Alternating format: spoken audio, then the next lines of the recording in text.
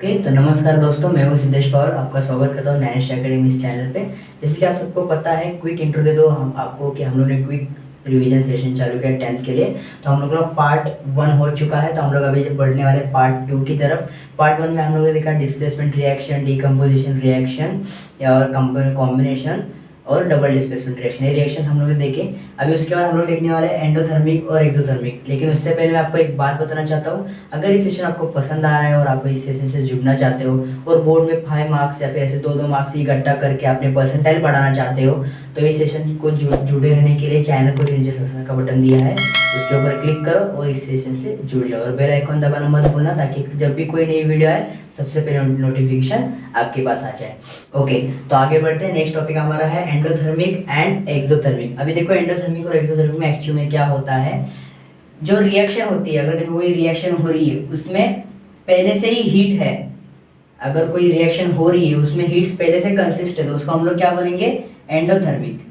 Endo means अंदर से, अंतर्गत, आत से। ओके, अंदर से हीट है, उसमें हीट पहले से प्रेजेंट है, तो उसको हम लोग क्या बोलेंगे, एंडोथर्मिक। लाइक कॉन्सेंट्रेटिक एसिड्स, कॉन्सेंट्रेटिक एसिड क्या होता है, H2SO4 लाइक HCl कॉन्सेंट्रेटिक। उसमें क्या होता है, आपके हाथ पे गिरता है तो जल जाता है। क्यों जलता है? क्योंकि उसके अंदर हीट प्रेजेंट होता है। क्यों होता है? बिकॉज उसके अंदर एंडोथर्मिक रिएक्शन प्रेजेंट होता है, उनके अंदर एंडोथर्मिक प्रोसेस प्रेजेंट होता है। तो उसमें क्या होता है कि हीट ऑलरेडी अंदर होता है, उसका रिएक्शन होने के बाद हीट मिलता है, हम लोग हीट गिव्स आउट मिलता है। वो क्या करता है, उसका अगर हम लोग किसी से रिएक्शन कर देंगे तो हम लोग क्या करता है, हीट दे देगा। लेकिन एक्सोथर्मिक में क्या होता है, एक्सोथर्मिक में हम लोग को हीट बाहर से प्रोवाइड करना पड़ता है। कभी कभी साइंस लैब में आपने कुछ बर्नर सुना होगा, बर्नर से हम लोग क्या करते हैं, हीट प्रोवाइड करते हैं ना। लाइक देखो melting of ice, and exothermic का एग्जांपल ले लो, मेल्टिंग ऑफ आइस को मेल्ट होने में हम लोग क्या करते हैं, हीट देते हैं ना। हीट देंगे तो फास्टली मेल्ट हो जाएगा, है ना, फास्टली मेल्ट हो जाएगा। तो इसको हम लोग क्या बोलेंगे, melting of ice is exothermic reaction. और कॉन्सेंट्रेटिक एसिड का रिएक्शन हम क्या बोलेंगे, इसको एंडोथर्मिक रिएक्शन। ओके, उसके बाद नेक्स्ट पार्ट क्या आता है हम लोग का, rate of reaction. Rate of reaction mean speed. Generally देख लो, rate of reaction, rate of reaction means speed. Rate of reaction means reaction होने का स्पीड। रिएक्शन होने का स्पीड क्या होता है, या फिर रिएक्शन कौन से स्पीड से होगा, इसको हम लोग क्या बोलेंगे, रेट ऑफ रिएक्शन। लेकिन there are so many contents. Nature में क्या है, 4 ऐसे कंटेंट है जो क्या करते हैं, ये रेट ऑफ रिएक्शन को डिस्क्राइब करते हैं। लाइक ये रिएक्शन फास्ट होगा, स्लो होगा या फिर मीडियम लेवल पे होगा, वो हम लोग कैसे कंसीडर करेंगे, कुछ 4 पार्ट्स है। उसमें से पहला पार्ट आता है नेचर ऑफ रिएक्टेंट्स। रिएक्टेंट्स का नेचर देखो, अगर रिएक्टेंट्स सॉल्ट है, मेटल्स है, नॉन मेटल्स है, मेटालॉइड्स है या फिर गैस है, इसके ऊपर भी सब वो होता है, लाइक इसका रेट डिसाइड होता है। अगर देखो मेटल्स और मेटल्स का रिएक्शन होगा तो रेट क्या होगा, रेट बढ़ जाएगा, टाइम ज़्यादा लगेगा, है ना। और गैस का होगा तो टाइम कम लगेगा। बिकॉज मेटल्स में क्या होता है, अगर देखो ये पार्ट है, ये कोई मेटल्स पार्ट है, इसके अंदर जो एटम्स होते हैं ऐसे घिसट के रहते हैं, घिसट के एकदम डार्क में। और गैस में क्या होता है, अगर देखो ये हवा है, इसमें ना एक पार्टिकल या एक पार्टिकल ऐसे। तो जहाँ पे नॉर्मल पार्टिकल्स वैकेंसी ज़्यादा है, वैकेंट प्लेसेस ज़्यादा है, वहाँ पे रिएक्शन फटक से हो जाता है, लेकिन मेटल्स में स्लोली होगा। ओके, उसके बाद सेकेंड पार्ट आता है साइज ऑफ पार्टिकल्स। अभी देखो जो मैंने अभी सबको बताया वही, मेटल्स में पार्टिकल का साइज क्या है, ज़्यादा घना है, ज़्यादा दाट है। लेकिन हवा में क्या होता है, वो थोड़ा सा वैकेंट रहता है, थोड़ा सा खुला रहता है। सो हवा में रिएक्शन क्या होगा, फास्टली होगा, लेकिन मेटल्स का क्या होगा, स्लोली होगा, metal salt. Okay, then third आता है कॉन्सेंट्रेशन। अभी देखो नॉर्मल एलिमेंट्स से ज्यादा फास्टली रिएक्ट कौन करता है, कॉन्सेंट्रेटेड एलिमेंट्स करते हैं। कॉन्सेंट्रेटेड एलिमेंट्स क्या करते हैं, नॉर्मल से ज्यादा फास्टली रिएक्ट करते हैं। फास्टली रिएक्ट क्यों करते हैं, बिकॉज उनके अंदर हीट तो पहले से प्रेजेंट होता है, और जैसे वो गिर जाएंगे तो फास्टली रिएक्ट करते हैं। ओके, सो कॉन्सेंट्रेटेड एलिमेंट्स क्या करते हैं, फास्टली रिएक्ट करते हैं। ओके, देन 4th पॉइंट आता है, last point, temperature. Okay, temperature क्या करता है, रेट को बढ़ाता है। देखो अभी मैंने क्या बोला, मेल्टिंग ऑफ आइस। अगर हम लोग आइस को ऐसा नॉर्मल टेम्परेचर पे रख देंगे तो मेल्ट होगा, लेकिन टाइम ज़्यादा लेगा। 1 आवर 2 आवर ऐसा टाइम लगेगा। वही अगर आइस हम लोग ऐसा पॉट में रख के उसके नीचे से बर्नर जला देंगे तो आइस क्या होगा, विद इन ए मिनट या फिर 2-3 मिनट में मेल्ट हो जाएगा। तो टेम्परेचर ने क्या किया, रेट बढ़ा दिया ना, स्पीड बढ़ा दी ना इसकी। ओके, सो ये 4 पार्ट्स हैं रेट ऑफ रिएक्शन की। ओके, देन आगे बढ़ते, आगे हमारा एक पॉइंट है, मेन पॉइंट है, नोट कर लो, कैटलिस्ट।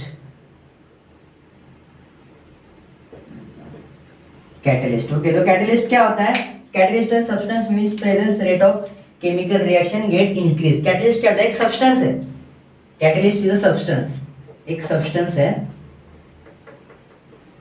वो क्या करता है, वो उसका रिएक्शन नहीं होता, उसका किसी के साथ रिएक्शन नहीं होता, लेकिन वो रिएक्शन में प्रेजेंट होके रिएक्शन की स्पीड बढ़ाता है। क्या बढ़ाता है, रिएक्शन की स्पीड बढ़ाता है। वो किसी के साथ रिएक्ट नहीं करता, रिएक्शन की स्पीड बढ़ाता है। लाइक देखो 3 दोस्त थे, एक नंबर 1 नंबर 2 और थे, देखो राहुल, राम एंड सुनील, ये 3 दोस्त थे। देखो राहुल और सुनील का झगड़ा चालू है, राहुल और सुनील का क्या चालू है, झगड़ा चालू है। इसके बीच कौन है, राम है। राम कुछ नहीं करेगा, राम ऐसे देखेगा, थोड़ी देर बाद देखेगा, अगर ये झगड़ा शांत होने आया, शांत होने में स्लो होने आया, तो राम क्या करेगा, उसके अंदर थोड़ी सी आग फूंक देगा, है ना, थोड़ा सा उनको भड़काएगा कि अरे राहुल तू शांत क्यों हो रहा है, तेरे को ऐसा ऐसा बोला, मैं सुन के नहीं था भाई, ऐसा बोलता था, ऐसे कैसे बोल सकते हैं मेरे दोस्त को, मैं तो सीधा बजा के देता। सो ये क्या, इन लोग में क्या, थोड़ा सा हीट डालते हैं, फिर थोड़ा सा फूड डालते हैं, उसमें क्या होता है, वापस झगड़ा चालू, और झगड़ा क्या होता है, स्लो से क्या हो जाता है, फास्ट हो जाता है। वैसे ही कैटलिस्ट काम करता है। कैटलिस्ट क्या करता है, राम के ऐसा काम करता है। कैटलिस्ट क्या करता है, राम के ऐसा काम करता है। अगर कोई रिएक्शन हो रहा है तो रिएक्शन को क्या होगा, रिएक्शन स्लोली होगा, लेकिन जब कैटलिस्ट उसमें प्रेजेंट हो जाएगा तो रिएक्शन क्या होगा, फास्टली हो जाएगा, फटक से हो जाएगा। समझ में आया कैटलिस्ट क्या होता है? Catalyst is a substance who helps to increase the rate of reaction. Reaction का रेट इंक्रीज करने में कैटलिस्ट क्या करता है, मदद करता है। ओके, देन उसके बाद नेक्स्ट टॉपिक हम लोग आता है ऑक्सीडेशन एंड रिडक्शन। तो हम लोग पहले से ऑक्सीडेशन क्या होता है। ऑक्सीडेशन मींस व्हाट, जो रिएक्शन होती है उसमें क्या करते हैं, हाइड्रोजन को लूज करके ऑक्सीजन मिलाते हैं। फिर reaction in which hydrogen get lose and oxygen get gain, oxygen get gain. Okay, तो ऑक्सीजन मिलता है, एक रिएक्शन है, उसमें क्या होगा, हाइड्रोजन लूज होगा, हाइड्रोजन क्या होगा, लूज होगा, और ऑक्सीजन मिलेगा। क्या मिलेगा, ऑक्सीजन मिलेगा।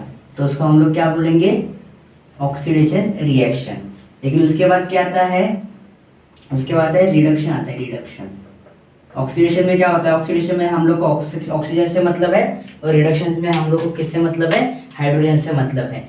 तो ऑक्सीडेशन में क्या होता है कि हम लोग को ऑक्सीजन की गरज है, हाइड्रोजन की कोई भी आवश्यकता नहीं है। लेकिन रिडक्शन में क्या होता है, रिडक्शन में हम लोग को ऑक्सीजन की आवश्यकता नहीं है, हाइड्रोजन की आवश्यकता है। तो देखो, the chemical reaction in which reactants gain hydrogen, chemical reaction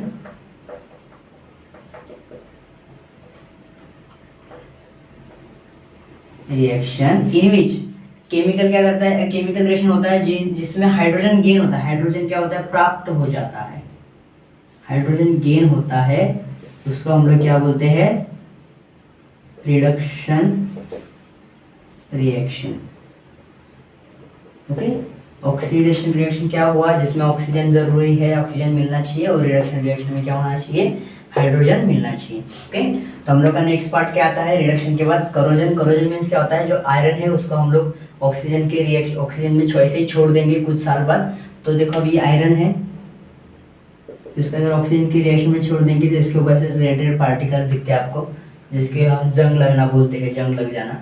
तो उसका हम लोग क्या बोलते हैं, साइंटिफिक नेम उसका क्या है, करोजन। उसका रिएक्शन क्या है, ये रिएक्शन ध्यान में रखो, ये ऑब्वियसली कंपलसरी आता ही आता है। 2Fe3+ at 4H2O gives a Fe2O3।